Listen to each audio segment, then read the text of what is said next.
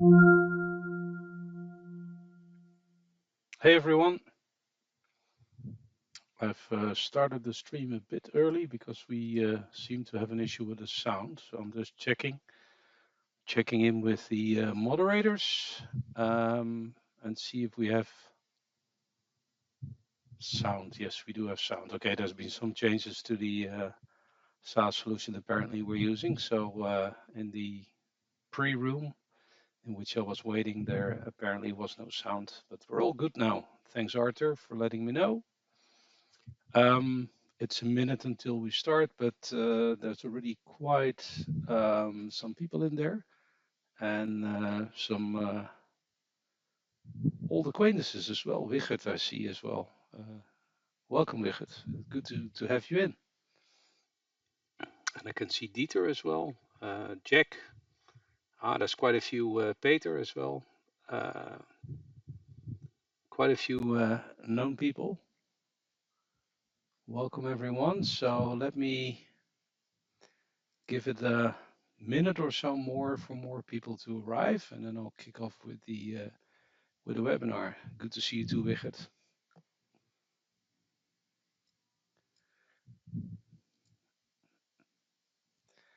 Okay.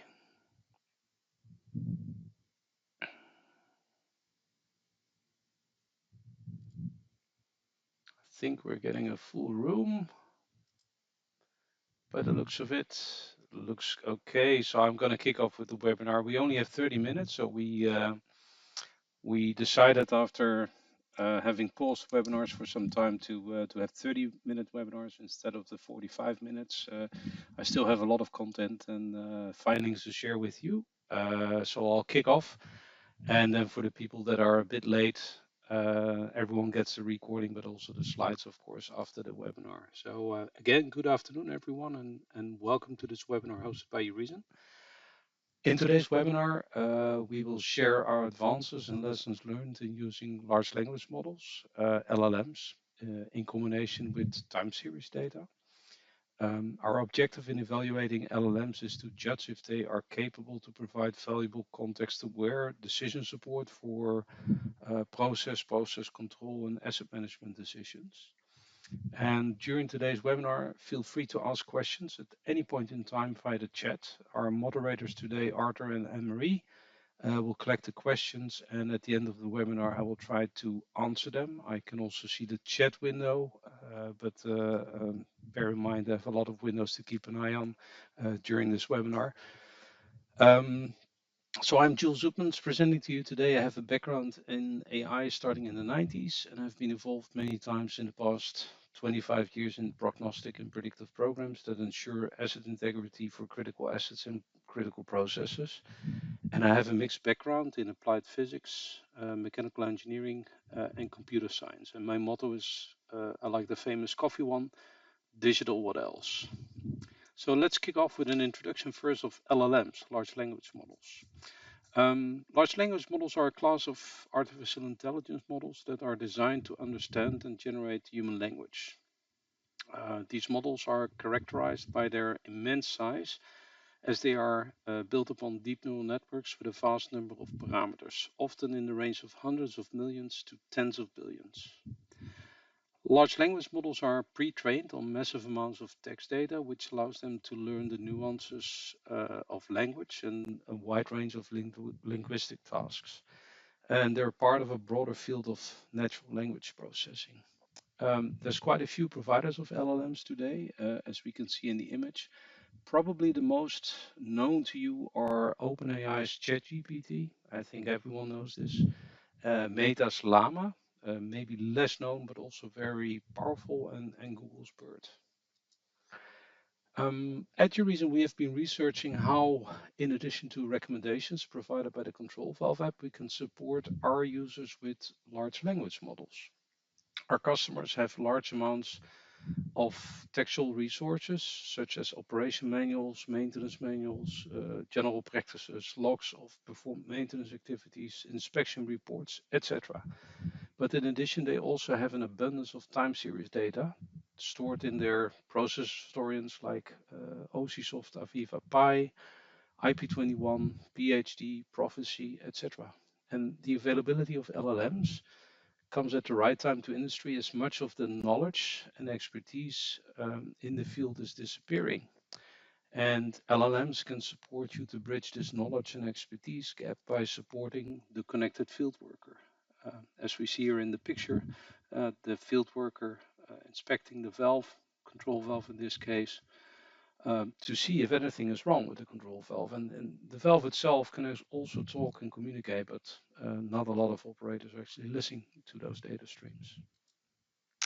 Now, the general usage of LLMs is to process textual data and provide users with a user interface through which they can ask the LLM questions. Some compute hardware is required to support the execution speed of the large language model, and these models, large language models, are especially hungry for GPUs, graphical processing units, and video RAM. Of course, this depends on the size of model that you use. So this is the general usage.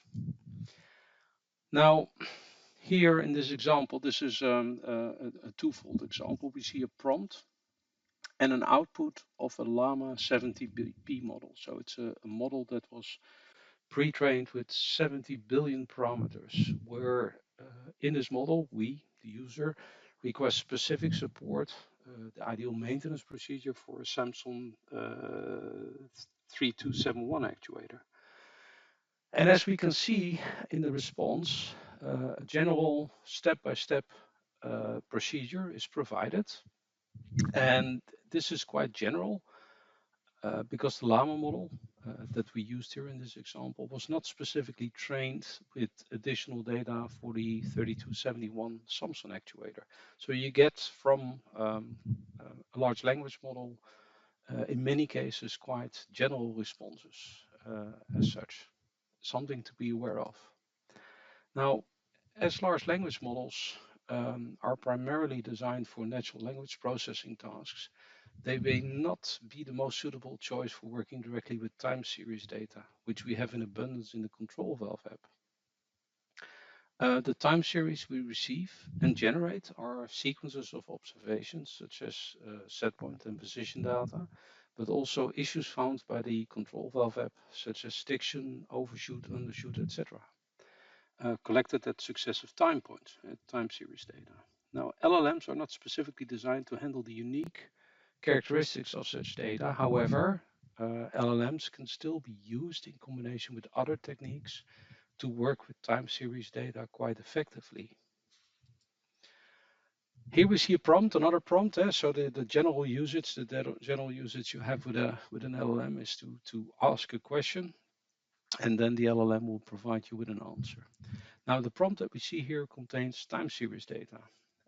Prompt engineering is actually an important aspect of working with LLMs. And we need to instruct the LLM to respond in a technical fashion and prevent it from starting to dialogue, have a conversation with the user, and actually start asking the user questions. Also, you need to instruct it as to what type of response you would like. Now, this example of prompt engineering is not something a user would have to type or would have to enter. We are automating questions and providing examples of asking questions that are typical for our apps, for the control valve app, for APM asset performance apps, because this is quite a task to provide that information to the LLM, and that's something that we want to automate for our users.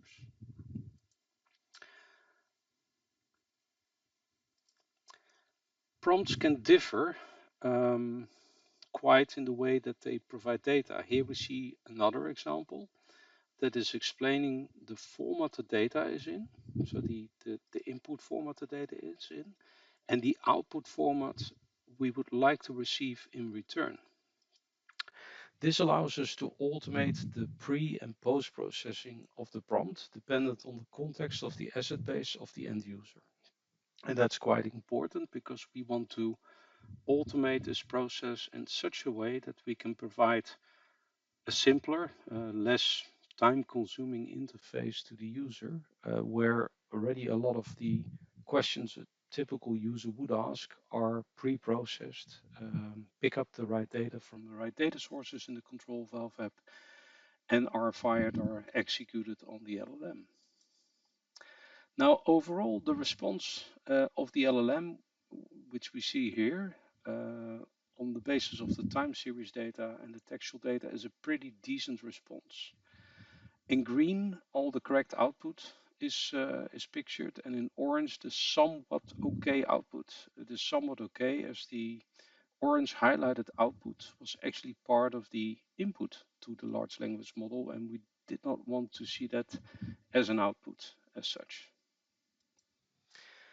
Now, with the inputs from the field, time series and maintenance and operation manuals of control valves and actuators, we have successfully integrated large language models into the control valve app, and we are currently experimenting with on-premise setups. The value an LLM provides not only to less experienced technicians, but also the more experienced ones in forecasting expected issues is quite immense. Now, let me wrap up because I also have some more slides, also some introduction slides on UReason. Let me wrap up and summarize our findings with the LLMs. Well, first, LLMs provide great value to support users on technical questions. And secondly, the LLMs can be combined with time series data to provide predictions. This requires specific processing, which we have mastered over the past year in integrating first Llama and later Mistral into the control valve app. And quite importantly, we can run LLMs on-premise, close to your data, or in the cloud.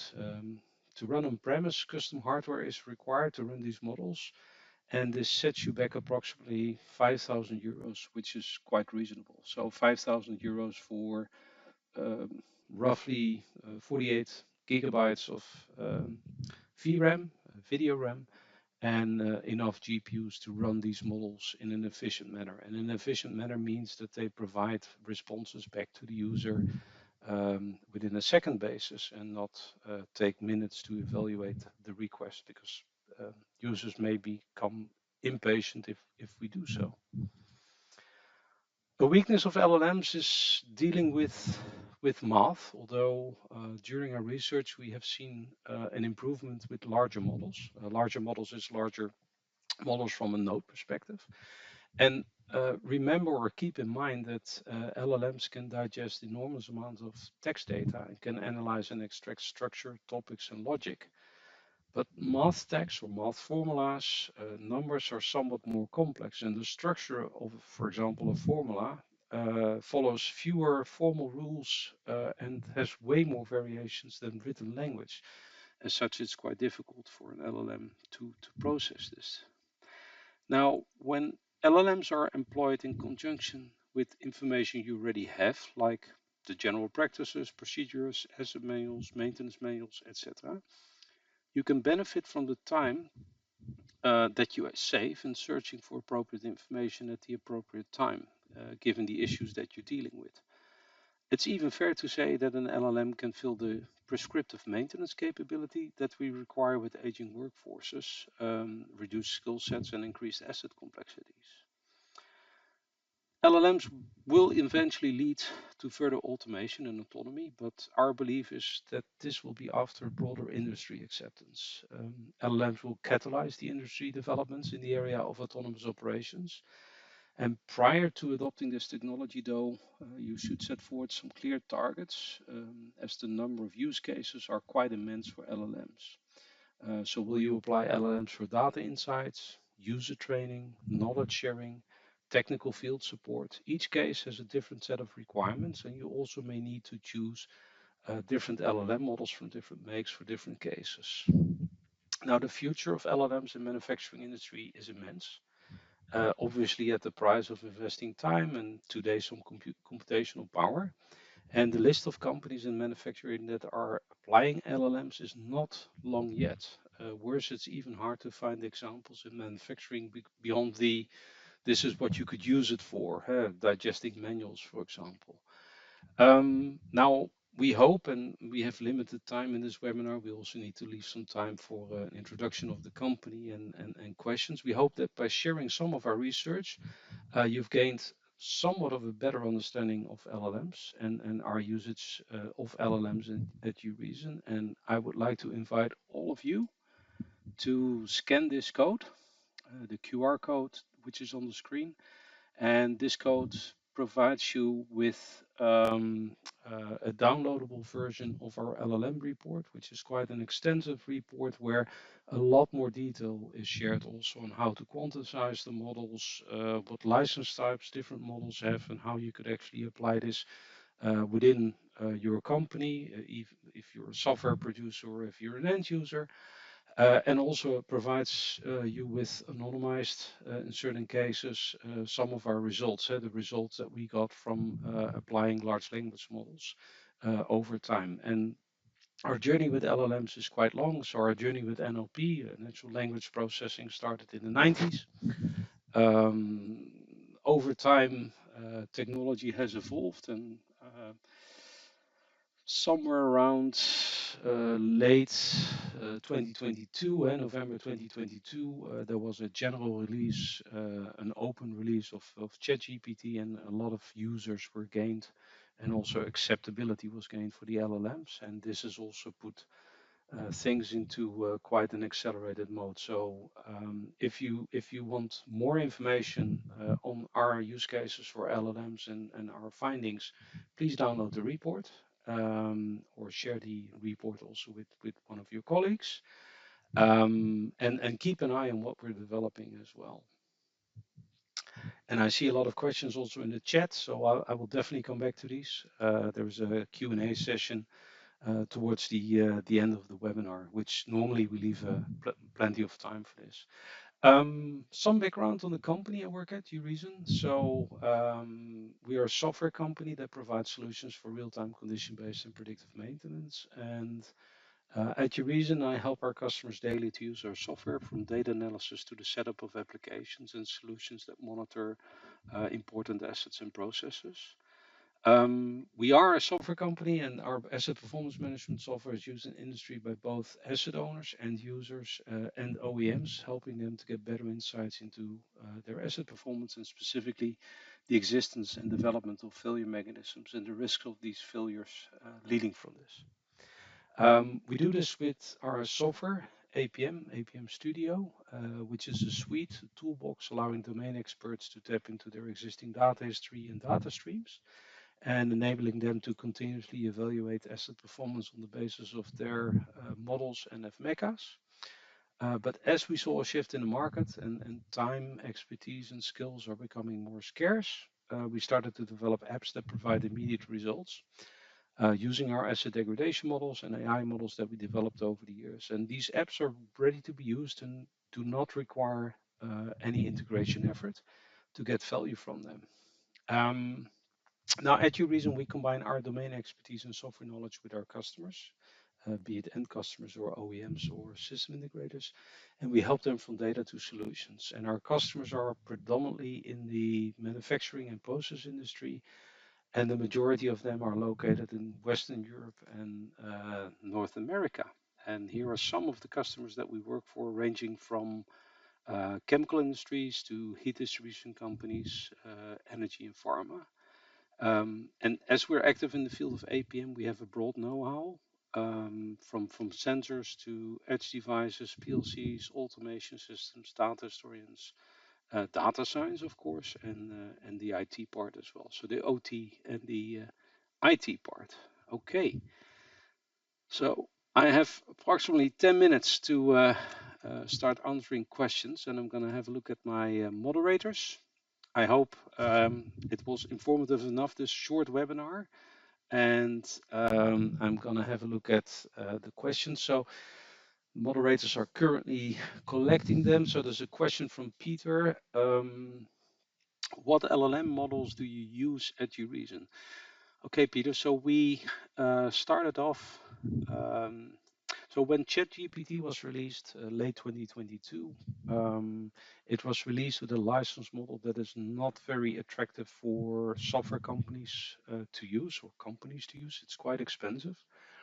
And it's a restrictive license. But in April of 2023, Meta, the company of Facebook, Instagram, etc., released Llama 2. And Llama is a large language model that has an attractive license model. Attractive, they only start charging you after quite a large number of concurrent users or users actually per month. So we went along with Llama for quite some time until October, November timeframe of last year. And then there was a lot of developments in the LLM area. And one of the things, if you have downloaded the report or if you download the LLM report later on, there's mentions of Hugging Face in there. If you don't know Hugging Face, type in Hugging Face in your internet browser. Hugging Face is an area where a lot of practitioners in the field of LLMs and adopting LLMs are sharing knowledge. And on the forums of Hugging Face, we saw that Mistral was gaining quite well in not only performance, but also precision and accuracy. So November last year, we switched to Mistral. Mistral is also an LLM, maybe not as well known, but it has a very favorable license model. So it's licensed underneath an open source license. And as such, we can apply it, we can use it on premise and bring it to our customers more easily. So we use a wide variety and summary, Peter, of different LLM models. But for our products, we're currently only focusing on the Mistral models. And Mistral has a number of large models. I really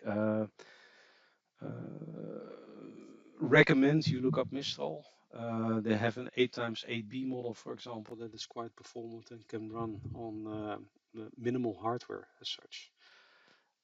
Hope that answers the question, Peter. Then two questions from Marcus. Let me see. What is the precision you get from a non-specifically trained ML model? I don't see the second question from Marcus actually, but it's question number 2 from Marcus. Sorry, it's my wrong. So what is the precision you get from a non-specifically trained LLM model? So earlier on in the slides, you saw a request, a prompt to an LLM, which was a Llama LLM, a 70B model, where we request the Llama model to provide us with the ideal maintenance procedure, the steps for a specific Samsung actuator. Now, as the Llama model is not specifically trained, has not specifically been trained on the operation maintenance manuals of this actuator, you get a quite general response. So the general response is good. It is accurate, but it doesn't go into specific details of the specific asset. Here, and we've done this, for example, with Mistral, but also with Llama in the past. Here, there's an option to retrain the models by providing it with additional documents. So if you have documents in a, for example, PDF form, you can feed an LLM with, let's say, new data, new documents. But there are some specific cautions that you have to keep in mind. So if you feed an LLM with a document, very often operation, installation, maintenance manuals have tabular data in them, and this tabular data is quite easy for the human eye to interpret, but very often if they start grouping columns, grouping rows, it becomes more difficult for the LLM to interpret the relationships inside the table because the table, the lines as such are not interpreted quite well by the LLM. This is one of the areas we're working on in the summer and late summer also to have special interpreters for tabular data. So non-specifically trained LLM models with textual data are general. When you feed them with additional textual data, they become more specific. Bear in mind that you may need to do some pre-processing on the data. Now, when it comes to time series data, it's somewhat different because I explained very briefly earlier on that LLMs don't deal very well with formula and math and numbers as such. In the early days, for example, ChatGPT, but also Llama didn't know how to do math properly, or sometimes thought that 82% was more than 84%, for example. So textual data is something, oh, sorry, number data, formula data is something that you need to pre-process before providing to an LLM. And we do this and we actually translate it into um, we translate the numbers into textual data, much like how humans interpret a time series. So in a time series, you can say, oh, something is increasing, something is decreasing, it's increasing rapidly, decreasing rapidly, it's increasing and oscillating, etc. So you can describe the way in which your time series data behaves in a textual fashion. And by doing so, the accuracy of the LLMs greatly improves. And we have seen with Mistral, not so much with Llama, but we've seen accuracies above the 90% mark, which is quite good. So it generally provides a very good feedback. And earlier on a conference back in January of this year, we presented some of our findings with Llama, and we also asked the audience what precision would you accept from an LLM. And as the LLM is an extra tool, it provides extra insights. It shortens the time that you need to look up information, procedures, steps to take, etc. People were generally okay with having a 75% accurate answer. Okay, going on to the next question from Wigert. Let's see. I think serving an LLM can be quite costly. If we compare talking with the valve to looking at, for example, dashboards to see the state of the valve, which I assume is less costly, is the extra cost worth it? Or maybe a certain skill, at a certain skill does. Can you share some thoughts on this? Yeah, so if you run LLMs, with a commercial model like ChatGPT, yes, it is quite costly. It's the number of questions you ask, the amount of data that you stream to the LLM, and that can quickly become quite costly. Hence why we also were quite happy with Llama 2 being released in April of last year. It has a favorable license model. Not when you start tuning the nodes, then it becomes a less favorable model, but Mistral has an open source license. And as such, there's no associated costs. Mistral company also provides a service, software as a service concept in which you can run the large language models. Now, if you run it in your own infrastructure, so in your own cloud infrastructure, we do so, for example, on Paperspace. It is around, for serving a large model, it's around $2 an hour, roughly, to serve this. So it's still okay cost on a daily and a monthly basis because it provides quite a lot of value. And the $2 an hour instance on Paperspace is quite performant enough to serve up to 50 to 100 users. But because we operate in the process industry and some of our customers do not allow data to go offsite, we have also started to experiment with running the models on premise, so on our own hardware. And there, with some, let's say, powerful graphic cards, CPU doesn't need to be quite powerful, but you need VRAM and GPUs. It's quite doable to run LLMs in intra-company at a cost of around 5,000 euros at the moment, and the costs are coming down. The skill is really not needed because some of the questions you may ask to the LLM is, let's say you have 100 valves. It's possible, of course, for a human to look at 100 dashboards and to evaluate what the health trend is of these 100 valves and to see if there's any, to recognize if there's any correlations among them. But what is quite nice is to ask questions at the LLM, for example, like given valve X, which has shown this behavior in the last 3 months, what is the expected behavior in the next 3 months? And are there any other valves that show similar behavior that I should be concerned about? So instead of having to look up the information in the dashboards, the LLMs can automate your questions as such and can automate part of your reasoning process that you have on your asset base. So you don't need skill. You can start with 50 valves, for example. That's the smallest customers we have for the valve app. But the moment you have larger scale, it saves you tremendous amount of time using the LLMs. Plus, there's the knowledge component, bringing um, expertise from documents, which could be general practices, which could be OEM manuals, to the fingertips of the field workers, which is quite helpful. And I got a ping here from moderators.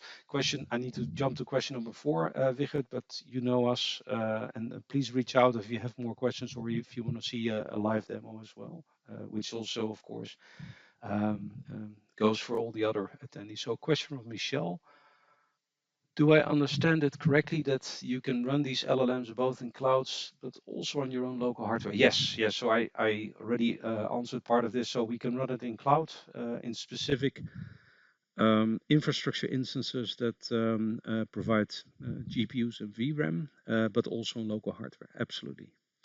And another question from Michelle, and I need to make move because there's after this question another one.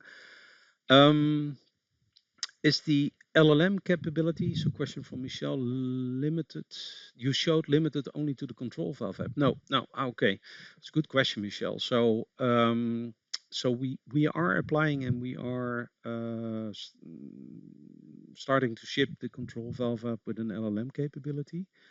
But it's not limited to it because the LLM models, the LLM capability, also the one that we developed, are quite generic towards dealing and handling time series data. And we have time series data for many other different types of assets. We have it for pumps, for induction motors, for generators, you name it.